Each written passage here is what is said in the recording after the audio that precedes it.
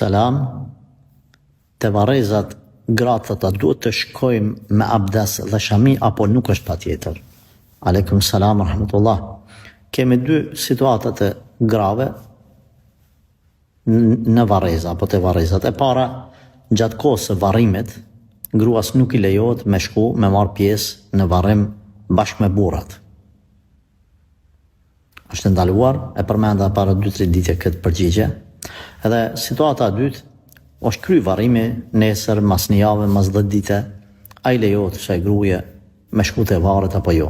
Ka dietarë që normal nuk e lejojnë, prandaj po e përmendi që nëse ndonjë hoxhe për kratë përgjigjen që fare s'ban gratë me shku te varrezat, hajr inshallah. Unë ja përgjigje them që nëse plotësohen disa kushte, inshallah taala lejohet me shku edhe gratë. Kushti i parë është që me shku aty sipas rregullave islame. Kjo vendosja e mbulesës nuk është obligim veç te varret, por është obligim edhe në varreza dhe jashtë varrezave. Secilla femër që ka hyrë në moshën e pubertetit e ka obligim. Pra çdo muslimane e ka obligim shamin. Ajo që s'është muslimane e man përgjegjësinë për mosbesimin edhe për mos shamin. Po flasim për një muslimane e cila e njeh Allahun, e beson për Zot, për adhurues të vetëm, edhe e ka obligim shamin. Jo veç te varrezat me vu shamin e jashtë varrezave me hek. Se kjo është e pakuptimt. Të vdekurit nuk të shohin ty, pse me vu shamin?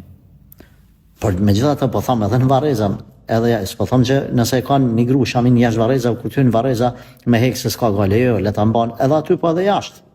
E me abdes, është sunet me ecë me abdes, është sunet me bën dua te varr, kur shkon te varri me pas abdes, por nuk është patjetër. Pra shamia është patjetër si rregull i përgjithshëm, e jo veç te varri.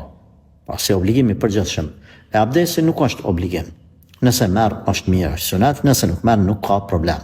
Kur shkon aty me shku me një mashkull të familjes, mos me shku vetëm, pastaj me fol fjalë që janë pjesë e fesë, duke dhënë selam të vdekurve, pastaj duke u afruar, duke bërë dua të përgjithshme, por edhe të veçantë për familjarët e tu, duke mos thënë një fjalë ose ndonjë gjest ose ndonjë veprim që është në kundërshtim të saktë, të prerë dhe të qartë me islamin, duke akuzuar Allahun pse ja mor shpirtin filanit, ose duke u rrëzu për mi varr, duke u shtri, ose duke godit kokën, ose duke shqy fytyrën apo flokët, duke i shkul ose rroba duke i shqy.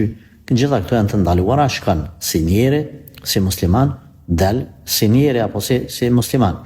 Këto janë prej rregullave që duhet i kemi parasysh edhe meshkujt edhe gratë, por gjithsesi me shami gjithmonë duhet, me abdes nuk është patjetër. Nëse merr abdes, kjo është më e mira, më e hajrit edhe më e saktë në këtë çështje.